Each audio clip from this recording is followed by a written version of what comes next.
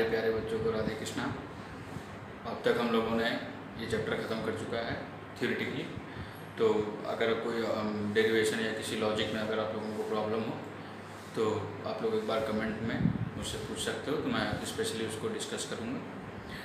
आज मैं एनसीईआरटी के पहले न्यूमेरिकल डिस्कस करने को सोचा हूँ, तो आज पहले एनसीईआरटी के न्यूमेरिकल डिस्कस करूँगा। वही न्यूमेरिकल डिस्कस करूँगा मैं जो थोड़े से लॉजिकल हों, जो थोड़े से समझने वाले हों, जिनको करना थोड़ा अच्छा हो, सही हो, एग्ज़ाम में आने के चांसेस हों जिस टाइप के न्यूमेरिकल, चाहे बोर्ड के हों चाहे कॉम्पिटिटिव एग्जाम के। मैं वो न्यूमेरिकल डिस्कस नहीं करूँगा जिसमें put the value get the answer वाला कॉन्सेप्ट हो कि फॉर्मूला लगाए, वैल्यू पुट किया और आंसर आ गया। तो शुरू करते हैं पहले एनसीईआरटी के एक्सरसाइज।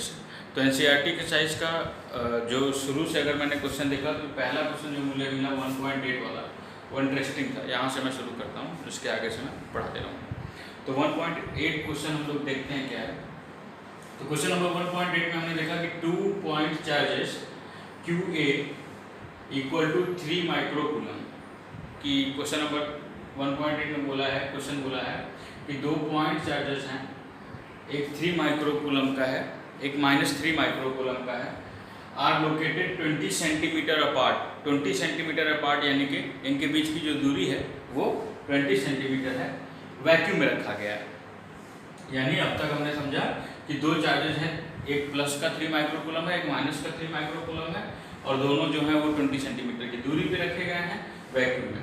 निकालना क्या क्या है? निकालना है electric field at mid point O, यानी AB का। AB क्या है? AB वो डिस्टेंस है, दो चार्जेस के बीच में जो डिस्टेंस है हमारा, दो चार्जेस कौन से दो चार्जेस? 3 माइक्रोकूलम और -3 माइक्रोकूलम।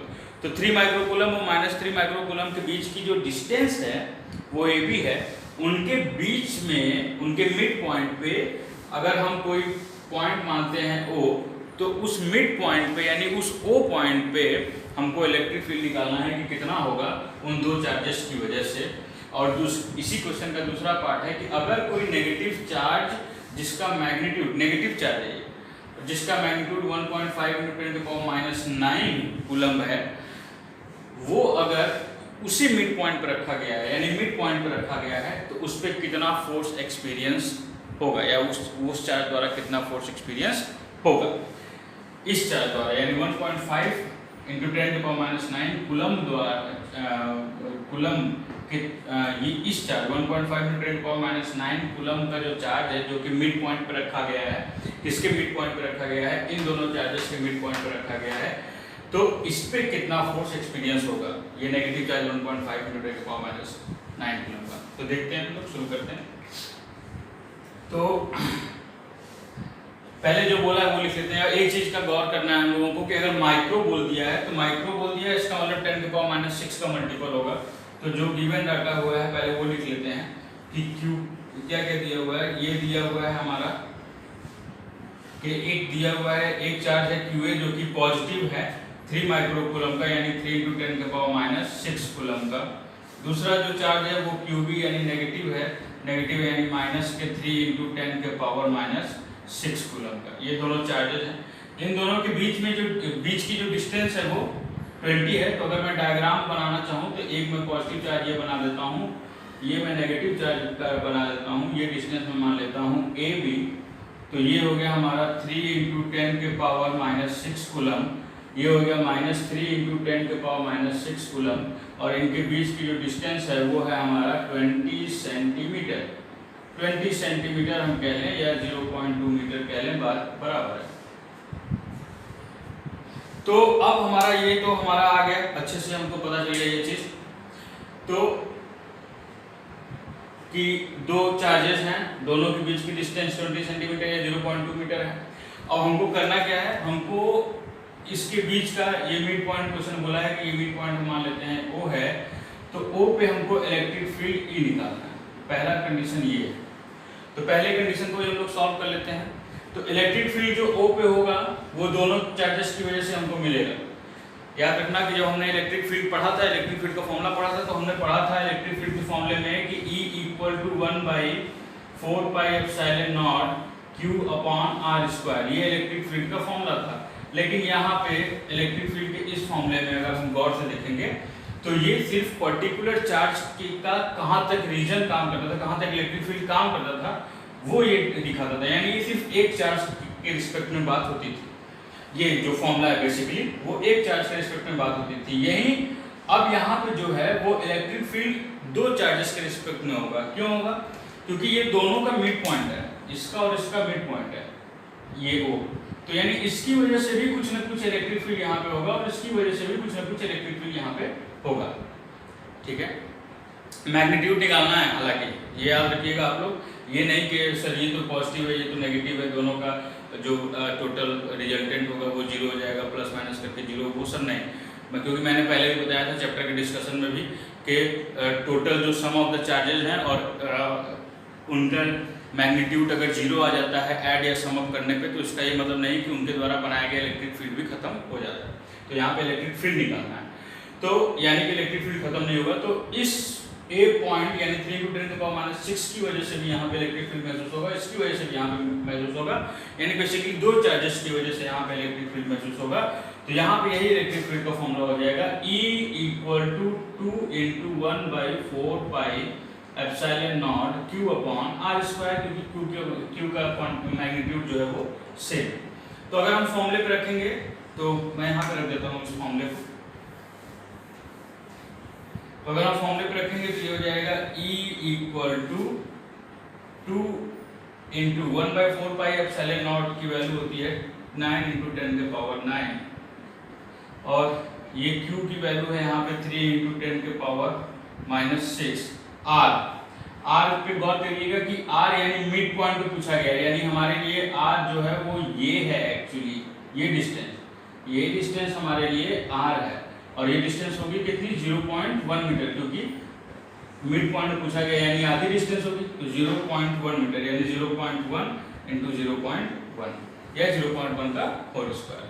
तो इसको अगर हम सॉल्व करेंगे बड़ा अच्छा कैलकुलेशन है। 3 × 2 = 6, 6 × 9 = 54, 54 × 10⁻⁹, 10⁻⁶, तो ये हो जाएगा 10⁻⁻�6 गया 3 हुआ और ये हो गया 0.1 यानी 1 × 10⁻⁻1, 10⁻⁻1 यानी 10⁻2, उसको ऊपर लेते जाएंगे तो ये प्लस का 2 हो जाएगा।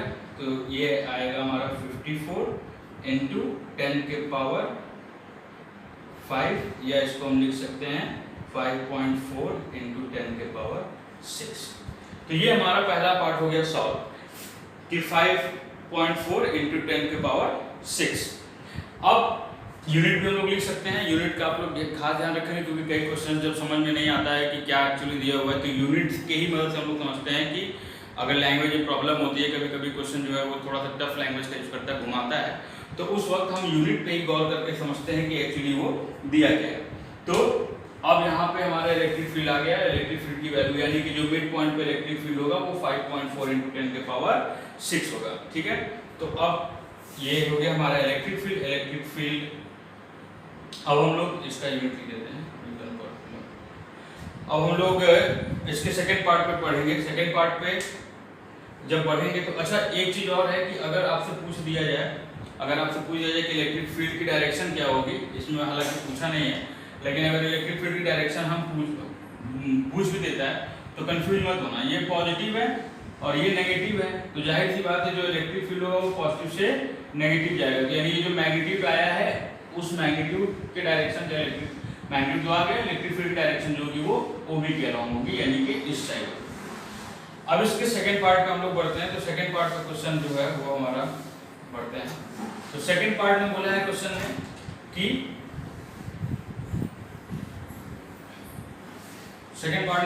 If a negative discharge of a magnitude 1.5 × 10⁻⁹ coulomb is placed at this point, यानी इसी पॉइंट पे जो मिड पॉइंट पे हम लोग बात किए थे, यानी ये हो गया A, ये हो गया B, इसका मिड पॉइंट हो गया O। इसी मिड पॉइंट पे जो चार्ज है 1.5 × 10⁻⁹ कूलम का चार्ज अगर रखा गया, ठीक है, इसी मिड पॉइंट पे, ये हमारा O है, मान लेता हूँ इतना, ये नेगेटिव चार्ज रखा गया, ये यहाँ पे था 3 × 10⁻⁶ कूलम, यहाँ पे था -3 × 10⁻⁶ कूलम। तो बोला है क्वेश्चन में कि अगर कोई negative charge If a negative test charge of a magnitude 1.5 into 10 power minus 9 coulomb is placed at this point, इस पॉइंट पे अगर रखा गया है तो what is the force experienced by the test charge? बहुत ही सिंपल। अब तो सीधे सीधे बहुत सारे फॉर्मूले इस टाइप के तुम लोग पढ़े हो, कूलम्ब्स लॉ भी पढ़े हो और एक डायरेक्ट फॉर्मूला पढ़े हो F इक्वल टू QE वाला इलेक्ट्रिक फील्ड से रिलेटेड। तो अब निकालना है कि what is the force experienced by, तो कितना फोर्स एक्सपीरियंस किया ये जो टेस्ट चार्ज हम लोग रखे हैं मिड पॉइंट O पे। शुरू करते हैं क्वेश्चन। तो डरने की जरूरत नहीं है, घबराने की जरूरत नहीं है, हालांकि अब तक आप लोग को समझ में आ गया होगा ये सॉल्व कैसे करेंगे। तो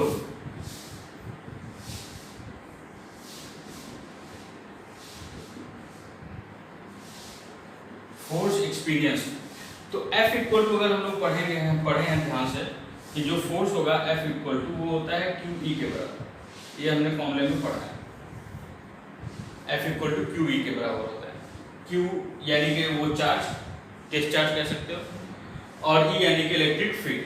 तो हम लोग अभी भी इलेक्ट्रिक फील्ड कैलकुलेट किए, हम लोग E कैलकुलेट किए, यानी कि ये दोनों चार्जेस के द्वारा जो मिड पॉइंट पे इलेक्ट्रिक फील्ड होगा वो हमने कैलकुलेट किया है। इसी मिड पॉइंट पे ये चार्ज रख दिया गया है। ध्यान से सुनना कि अभी अभी हमने फर्स्ट पार्ट में इन दोनों के द्वारा कितना इलेक्ट्रिक फील्ड यहाँ पे महसूस होगा ये अभी अभी हमने कैलकुलेट किया है कि यहाँ पे E की वैल्यू अभी भी हमने कैलकुलेट की है कि E की वैल्यू है कितनी कैलकुलेट की थी 5.4 इंटू 10 के पावर 6 न्यूटन पर कूलम। ये हमने इलेक्ट्रिक फील्ड की वैल्यू यहाँ पे मिड पॉइंट पे कैलकुलेट की। ये इलेक्ट्रिक फील्ड की वैल्यू यहाँ पे है और इसी इलेक्ट्रिक फील्ड में चार्ज Q रख दिया गया है, तो फोर्स कितना एक्सपीरियंस करेगा? जाहिर सी बात है F इक्वल टू QE।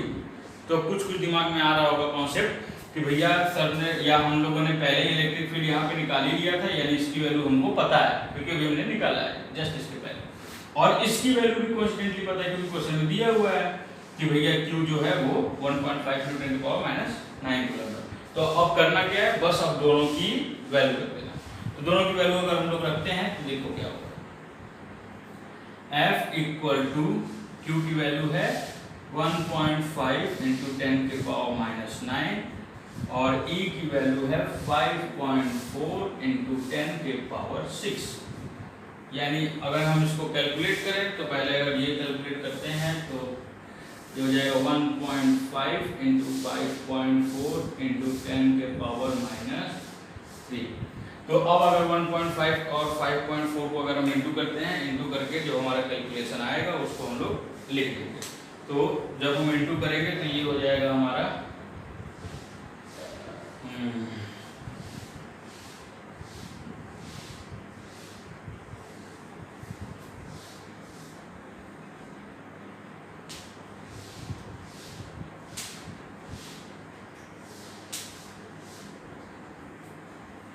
इन दोनों को जब इंटू करेंगे तो आ जाएगा हमारा 8.1 × 10⁻⁻, ये आ गया हमारा फोर्स। अब ये सवाल एक और बनता है इसमें कि सर इस पे चार्ज क्या रहेगा, तो जाहिर सी बात है कि नेगेटिव चार्ज है तो इस पर भी फोर्स जो है वो जो चार्ज होगा ये चार्ज की वैल्यू हालांकि नेगेटिव लगाएंगे तो F इक्वल टू हो जाएगा 8.1 × 10⁻⁻3। तो इस तरीके से हम इस न्यूमेरिकल को सॉल्व किए हैं। बड़ा सिंपल सा न्यूमेरिकल था, बहुत सिंपल सा न्यूमेरिकल था, थोड़ा सा कॉन्सेप्ट भी इससे क्लियर हो गया होगा। अब हम लोग इसके जस्ट अगले वाले क्वेश्चन पे आते हैं, इसके जस्ट अगले वाले क्वेश्चन पे वो होगा, तो मैं इसको मिटा करके वो क्वेश्चन लिख लेता हूँ।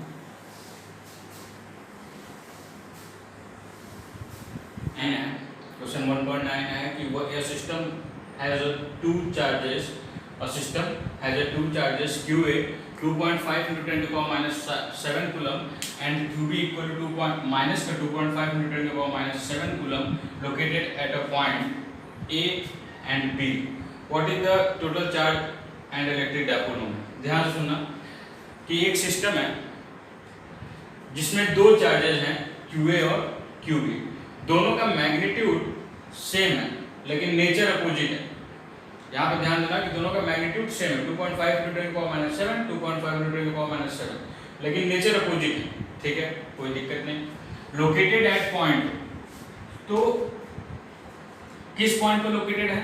A इक्वल टू 0 0 माइनस का 15, इसका मतलब ये एक्सिस की बात हो रही है। 3 पॉइंट दिया हुआ है कॉमा लगा करके, इसका मतलब ये एक्सिस हो रही है x y z। तो x y z ना मान करके अपनी सहूलियत के लिए हम इसको मान लेते हैं क्या मान लेते हैं, जेड वाई एक्स मान लेते हैं, ऐसे उल्टा, इसको भी तब ऐसे ही मानना पड़ेगा जेड वाई एक्स। बहुत गौर से सुनना कि अब अगर दो पॉइंट हैं ए और बी, इन्हीं दोनों पॉइंट पे चार्ज जो है वो लोकेट है, लेकिन इन दोनों पॉइंट का जो कोऑर्डिनेट दिया हुआ है वो 0 0 माइनस का 15 दिया हुआ है। ये x है, ये भी x है, ये y है, ये भी y है, ये z है, ये भी z है, यानी कि z और y दोनों जो हैं वो 0 पॉइंट पे सिचुएटेड हैं। ध्यान से सुनना, तो अगर मैं एक्सिस बना देता हूँ,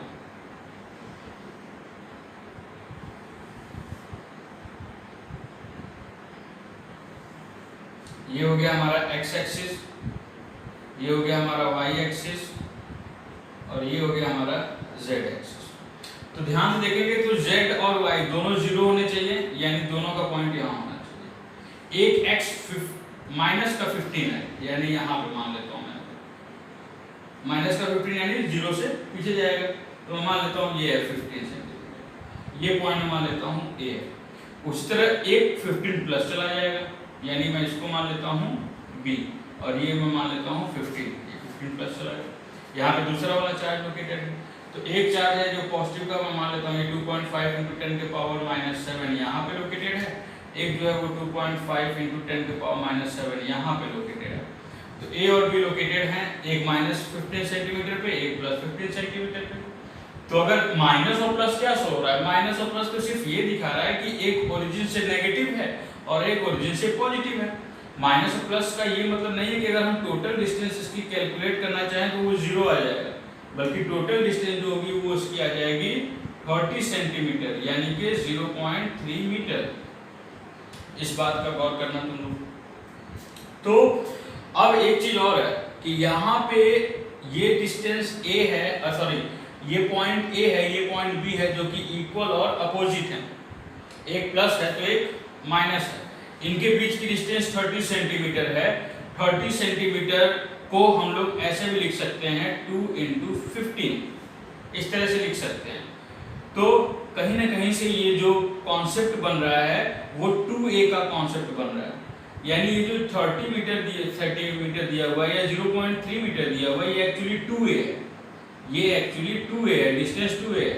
अब अगर 2a की बात आ गई तो इसका मतलब है कि ये डायपोल है, इसलिए क्वेश्चन में इस डायपोल मोमेंट आपको निकालने को बोला गया है। तो अब मेरे ख्याल से यहाँ तक समझ में आ गया होगा कि ये ओरिजिन से नेगेटिव है, 15 सेंटीमीटर पे ए रख दिया हमने, ये ओरिजिन से पॉजिटिव है, 15 सेंटीमीटर पे ये रख दिया हमने। तो अब इन ए और बी के बीच में जो टोटल डिस्टेंस होगी वो 30 सेंटीमीटर की होगी, ठीक है, क्योंकि ये भी 15 सेंटीमीटर लेफ्ट गया, ये 15 सेंटीमीटर राइट गया, तो जो टोटल इन दोनों के बीच दूरी बढ़ गई वो 30 की बढ़ गई।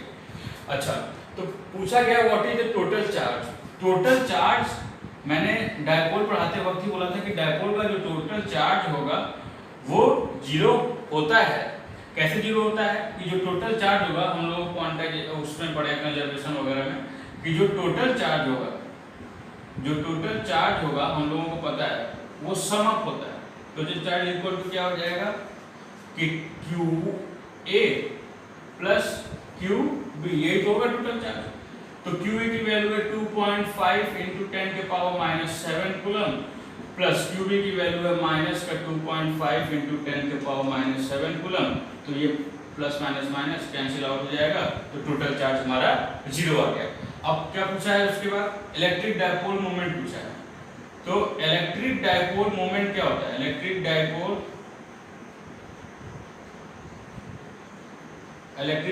मोमेंट हो गया हमारा 2QA। ये हमने अच्छे से पढ़ा है, इलेक्ट्रिक डायपोल मोमेंट 2QA होता है।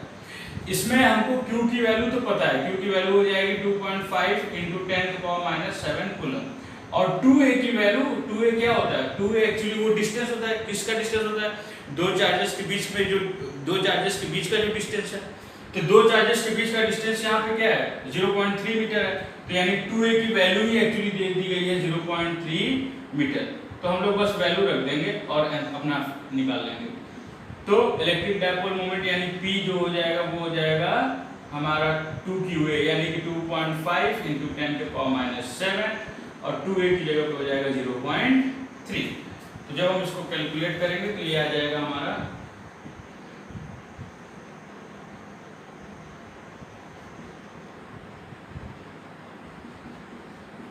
ये हमारा डायपोल मोमेंट होगा। P इक्वल टू 0.75 इंटू 10 के पावर माइनस 7, या और सिंप्लीफाई करना चाहते हो तो इसको लिख सकते हो 7.5 इंटू 10 के पावर माइनस का 8 हो जाएगा, सॉरी 8 हो जाएगा। तो यहाँ पे हम लोगों ने कैलकुलेट किया electric dipole moment. Electric dipole moment हम लोगों ने देख लिया, और इलेक्ट्रिक डायपोल मोमेंट भी कैलकुलेट कर लिया, और टोटल चार्ज भी हमने कैलकुलेट कर लिया कि ये सिस्टम है दो चार्जेस का, और वो एक ट्रिक बस दिया हुआ था, एक्सेस का एक बस ट्रिक दिया हुआ था कि भैया एक पॉइंट है ए और एक पॉइंट है बी, और उस तरह के 0 0 -15 0 0 प्लस का 15 0 0 -15 या 0 0 प्लस 15 से और कुछ मत कंफ्यूजन है, बस ये एक्सिस है। अच्छा, ये मैंने x और x माना है, तुम लोग चाहो तो इसको y मान लो, तुम लोग चाहो तो इसको z भी मान लो, इसमें कोई दिक्कत नहीं है, प्रोसेस सेम है, आंसर भी सेम आएगा। अब हम लोग अगले क्वेश्चंस पे डिस्कस करते हैं, अगले क्वेश्चन की तरफ बढ़ते हैं। तब तक के लिए मैं रुक जाता हूँ वरना टाइम। यहाँ पे मैं एनसीईआरटी का क्वेश्चन, यहाँ पे मैं एनसीईआरटी का क्वेश्चन नंबर, अब की बार मैं एनसीईआरटी का क्वेश्चन नंबर 12 और 13 दोनों डिस्कस करूँगा, इसलिए दोनों बोर्ड पे लिख दिया है, थोड़ा सा शॉर्ट करके लिखा है, तो आप लोग अगर ये समझ जाओगे तो दोनों क्वेश्चन समझ में आ जाएगा, और लॉजिक भी अच्छे से क्लियर हो जाएगा, और इम्पोर्टेंट है, मतलब इसका लॉजिक समझना महत्वपूर्ण है, इम्पोर्टेंट है। तो क्वेश्चन जो है हमारा ये बोल रहा है, दोनों क्वेश्चन एक साथ समझा रहा हूँ मैं, एकदम ध्यान से सुनना। पहले क्वेश्चन का मतलब समझ आता हूँ, लॉजिक समझाता हूँ, अपने आप खुद करने का मजा आ जाएगा। कि दो इंसुलेटेड चार्ज कॉपर स्फीयर है, दो इंसुलेटेड चार्ज कॉपर स्फीयर है ए और B, have their centres separated by 50 centimetre.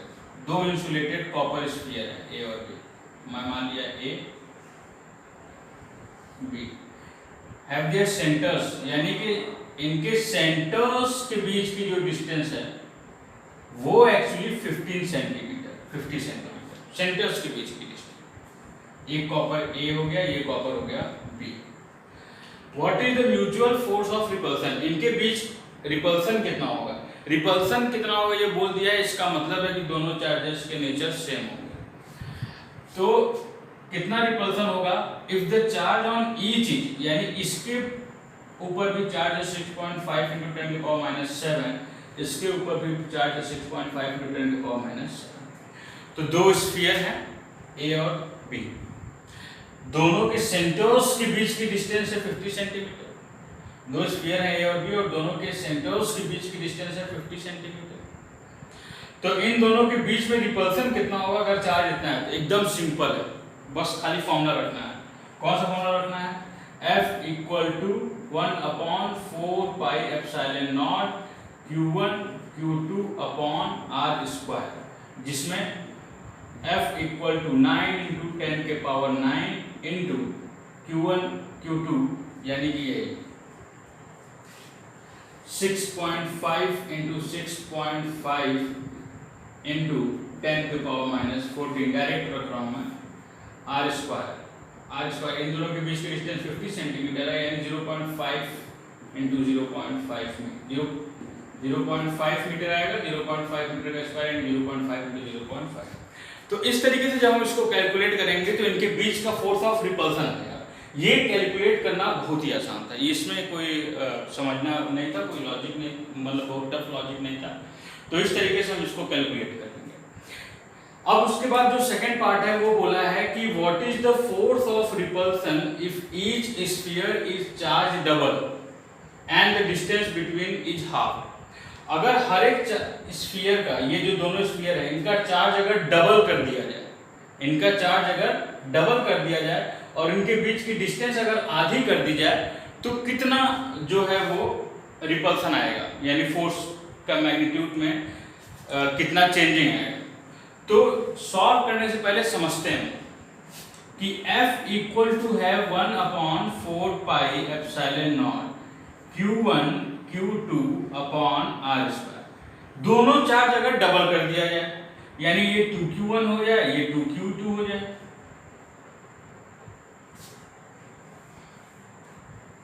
F = 1/4 pi epsilon not, ये है Q1, ये है Q2 r²।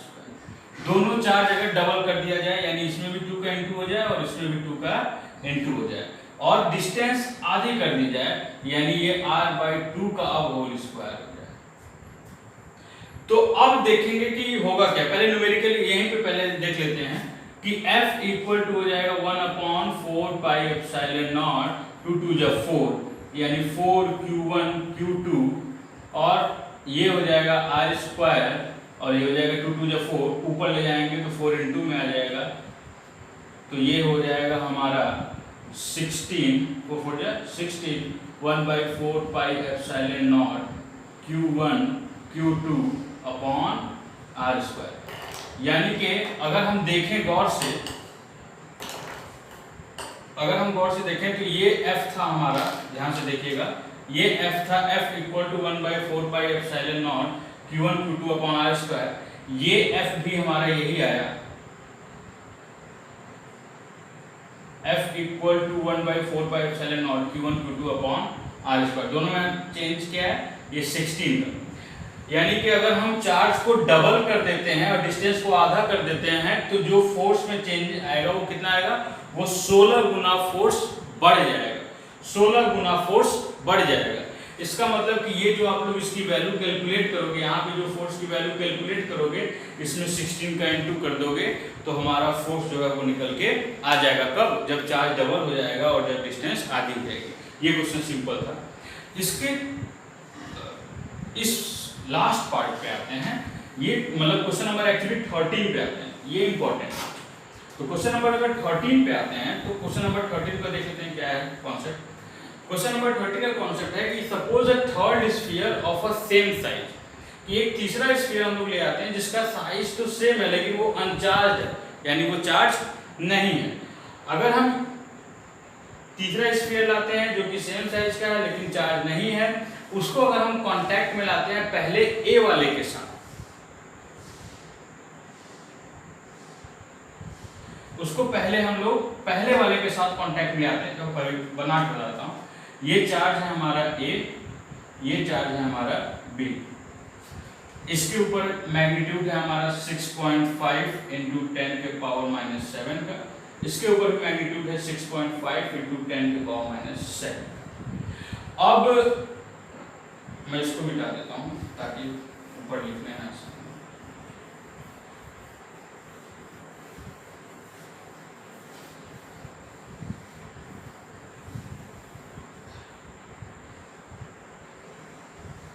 हाँ, ये हमारा एक चार्ज हो गया ए, इसका मैग्नीट्यूड है 6.5 × 10⁻⁷। ये भी हमारा चार्ज हो गया बी, इसका भी मैग्नीट्यूड है 6.5 × 10⁻⁷। तो हुआ क्या है कि ये दोनों चार्ज स्फीयर है, पहले से रखे गए थे। अब एक तीसरे चार्ज को हम लोग ले आते हैं, तीसरे स्फीयर को ले आते हैं सी, जिनका साइज ए और बी जितना ही है, यानी सेम साइज का सी है। सी को पहले हम कांटेक्ट में ले आते हैं ए के, पहले हम सी को, और सी की कंडीशन क्या है कि सी की कंडीशन है कि इसका साइज जो है वो सेम है, सेम साइज है। और दूसरी कंडीशन क्या है, दूसरी कंडीशन है कि ये कंप्लीटली अनचार्ज है, इसमें किसी भी तरह का कोई चार्ज नहीं है। तो अब अगर हम करते क्या है कि इस सी चार्ज को कांटेक्ट में ले आते हैं ए चार्ज के, तो सी चार्ज को अगर हम एक के कांटेक्ट में ले आएंगे, ये हमारा ए है, ये हमारा सी है, सी को अगर हम एक एक कांटेक्ट में ले आएंगे तो एक में तो एब्डोएंट अमाउंट ऑफ चार्ज है, मैक्सिमम चार्ज है, सी में कोई चार्ज नहीं है। तो क्या होगा कि हाई कॉन्सेंट्रेशन से लो कॉन्सेंट्रेशन की तरफ फ्लो होने लगेगा, यानी चार्ज जो है वो ए से सी की तरफ फ्लो होने लगेगा। कब तक ए से सी की तरफ चार्ज फ्लो होगा? जब तक कि चार्ज जो है वो इक्वल ना हो जाए। ध्यान से सुना, जब तक कि चार्ज इक्वल डिस्ट्रीब्यूट ना हो जाए दोनों में, तब तक ये शेयर होते रहेगा। यानी अगर इसमें मान लो अगर 20 चार्ज हैं और इसमें अगर कोई चार्ज नहीं होता, सी में अगर अनचार्ज है, ए अगर एक मान लो एग्जांपल के लिए मैं बता रहा हूं कि ए में अगर 20 कूलम का चार्ज है और अगर सी अनचार्ज है, और अगर सी को कांटेक्ट में हम लोग ए के ले आए, तो ए से चार्ज जो है वो सी की तरफ फ्लो होने लगेगा। ए से कहां फ्लो होने लगेगा? चार्ज सी की तरफ फ्लो होने लगेगा। क्यों? क्योंकि सी जो है वो कंप्लीटली अनचार्ज है और ए जो है उसमें चार्ज है, कितना चार्ज है? 20 कूलम का चार्ज है।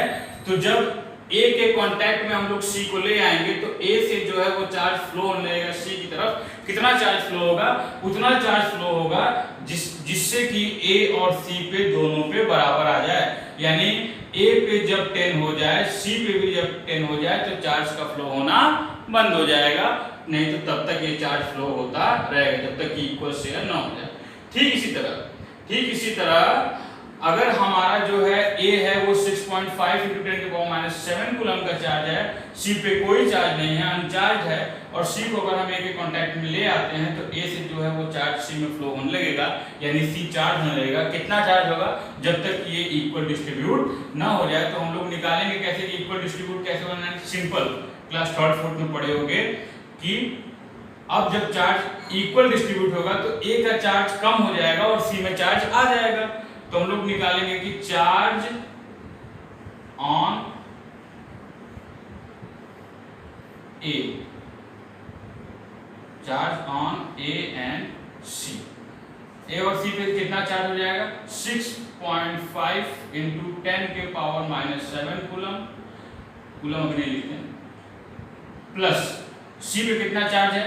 0/2, दो बॉडी आपस में कांटेक्ट है, दो में शेयरिंग होगी। तो ये हो जाएगा हमारा 6.5 × 10⁻⁷/2। तो ये हो जाएगा हमारा, जब इसको कट करेंगे तो हो जाएगा 2 3 या 6 2 2 या 4 2 5 3.25, इस पे आ जाएगा 3.25 × 10⁻⁷। तो ये जो 3.25 × 10⁻⁷ कूलम है, ये दोनों पे चार्ज आ जाएंगे। यानी अगर हम सी पे और ए पे कितना चार्ज हो जाएंगे कांटेक्ट के बाद ए पे जो चार्ज आएगा वो 3.25 × 10⁻⁷ कूलम हो जाएगा।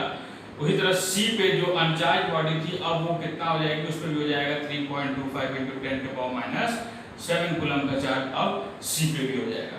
अब इसके बाद क्या किया गया है? इसके बाद इतने ही चार्ज के साथ, यानी सी के पास जो जितना चार्ज है उतने ही चार्ज के साथ सी को जो है वो बी के कांटेक्ट में ले आया गया, सी को बी के कांटेक्ट में ले आया गया। तो अब फिर से वही लॉ फॉलो होगा कि अगर सी को बी के कांटेक्ट में ले आया गया तो अब जो है बी का चार्ज है 6.5 × 10⁻⁷ और सी का चार्ज है 3.25 × 10⁻⁷ कूलम। दोनों चार्ज इक्वल नहीं हैं, तो इसका मतलब है कि चार्ज का फ्लो होना फिर से शुरू हो जाएगा। और कब तक फ्लो होगा? जब तक ये चार्ज इक्वल ना हो जाए। तो अब हम चार्ज का मैग्नीट्यूड निकालेंगे, तो चार्ज निकाल देंगे सीधे कि चार्ज ऑन, ध्यान देना कि ए पे अब चार्ज हो गया है 3.25, अब हम लोग निकालेंगे चार्ज ऑन बी। बी इसमें निकाल रहे हैं, बी और सी दोनों पे सेम ही होगा, चलो ऐसे ही कर देते हैं। चार्ज ऑन बी एंड सी, तो ये हो जाएगा 6.5 × 10⁻⁷ प्लस 3.25 × 10⁻⁷ अपॉन ये हो जाएगा 2। तो होगा क्या कि अब अगर हम गौर से देखेंगे तो ये हो जाएगा 6.5 प्लस 3.25 × 10⁻⁷ अपॉन 2, कॉमन ले लिया मैंने। अब अगर हम इसको प्लस करेंगे तो ये हो जाएगा हमारा 6 प्लस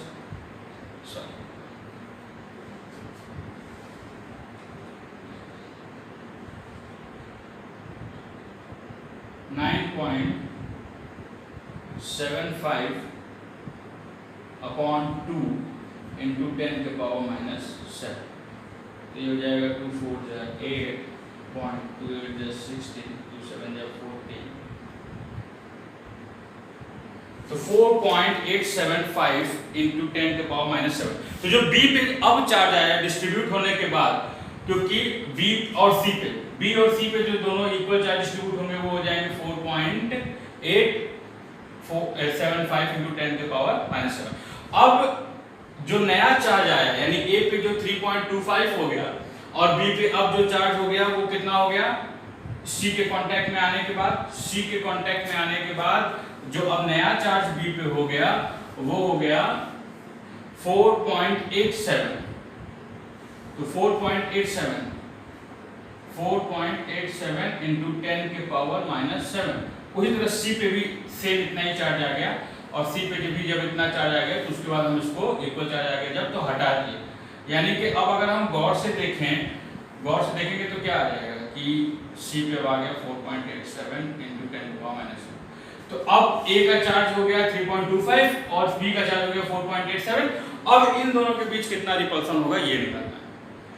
तो ये मैग्नीट्यूड क्यों कम हुआ? C की वजह से। C पहले A के कांटेक्ट में आया तो इक्वली डिस्ट्रीब्यूट हुआ, फिर हटा दिया गया तो C अपना चार्ज लेकर के जितना डिस्ट्रीब्यूट A के साथ डिस्ट्रीब्यूशन के बाद जितना चार्ज C के पास आया उतना ही चार्ज C लेकर के B के कांटेक्ट में आया। तो अब B और C में फिर से इक्वल डिस्ट्रीब्यूशन हुआ। जब इक्वल डिस्ट्रीब्यूशन हो गया तो C को हट गया।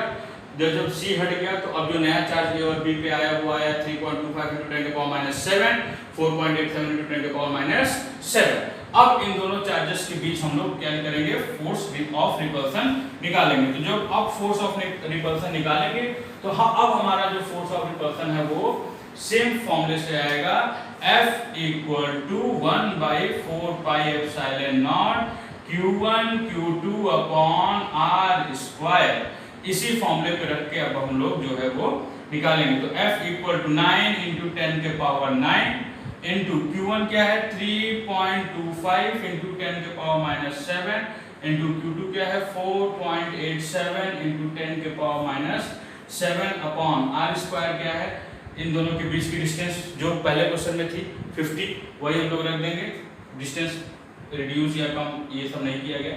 तो ये हो जाएगा 0.5 × 0.5 और इस तरह से हम इसकी वैल्यू को कैलकुलेट करेंगे। तो मैं कैलकुलेट करता हूँ इसकी वैल्यू को।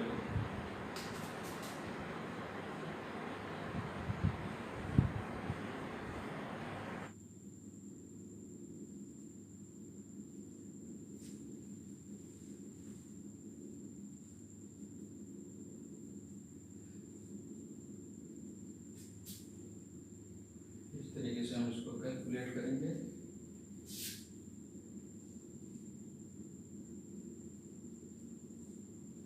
तो फाइनली जब हम इसको कैलकुलेट करेंगे तो जो हमारा आंसर है वो हमारा कुछ इस तरीके से आएगा कि 5.7 × 10⁻³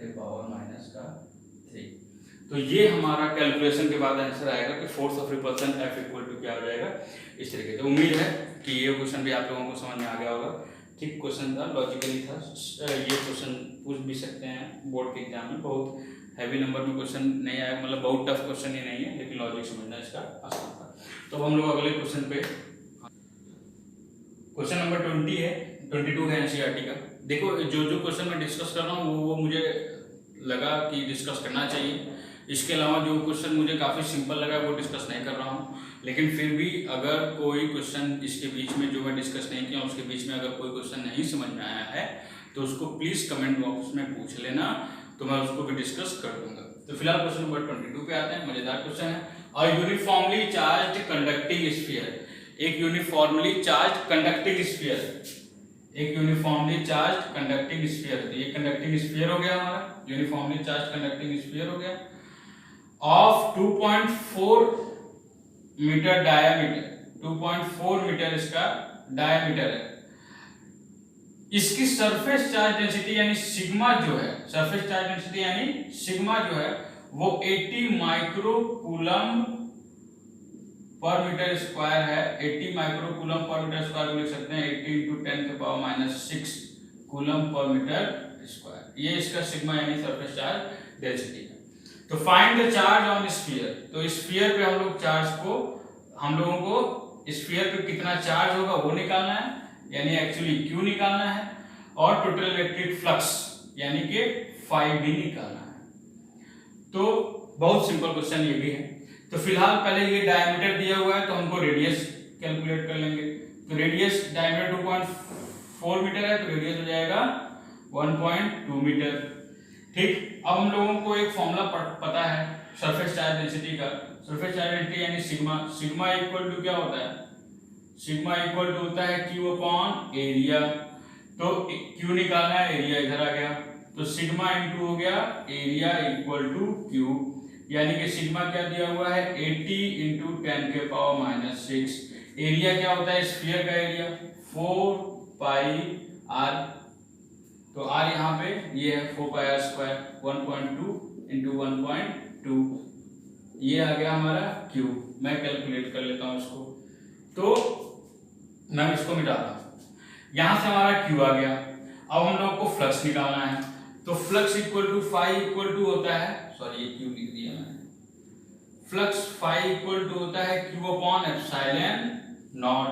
तो फ्लक्स इक्वल टू Q अभी हमने निकाला है, Q ने क्या निकाला है 80 इंटू 10 के पावर -6 इंटू, इसको मिटा देता हूँ, 4 पाई इंटू 1.2 इंटू 1.2, ये Q निकाला है, upon epsilon not. Epsilon not की वैल्यू हम लोग पता है 8.85 इंटू 10। तो इस तरह से हम लोग इसको जो है कैलकुलेट कर लेंगे। बहुत ही सिंपल सा ये केस था, ये कोई बहुत टफ केस तो नहीं है मेरे ख्याल से, लेकिन मैं बस इसलिए समझा दिया क्योंकि आगे इसका यूज है और बहुत इंपॉर्टेंट है ये। तो ये हो गया हमारा 8.85 इंटू 10 के पावर -12। तो कैलकुलेट करना है, सिंपल है। तो 80 इंटू 4 पाई इंटू 1.2 इंटू 1.2, ये ऊपर चला जाएगा तो प्लस का हो जाएगा, ये हो जाएगा इंटू 10 के पावर 6 अपॉन 8.85। तो अगर हम इसको कैलकुलेट करेंगे तो ये आ जाएगा हमारा 80 into 80 into 4 into 1.2 into 1.2 into,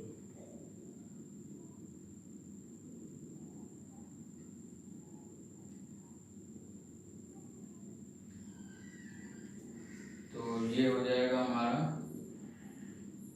1447.64 into 10 के पावर 6 डिवाइडेड बाई 8.85।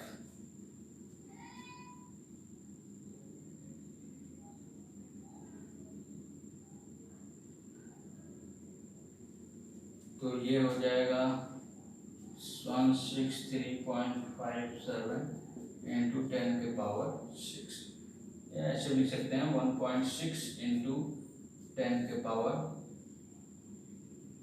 8। तो ये हमारा आ गया फ्लक्स। उस तरह अगर हम लोग ये चार्ज की वैल्यू में यहाँ पे लिख दे रहा हूँ, जब कैलकुलेट कर लिया हूँ तो ये चार्ज की वैल्यू हो जाएगी हमारी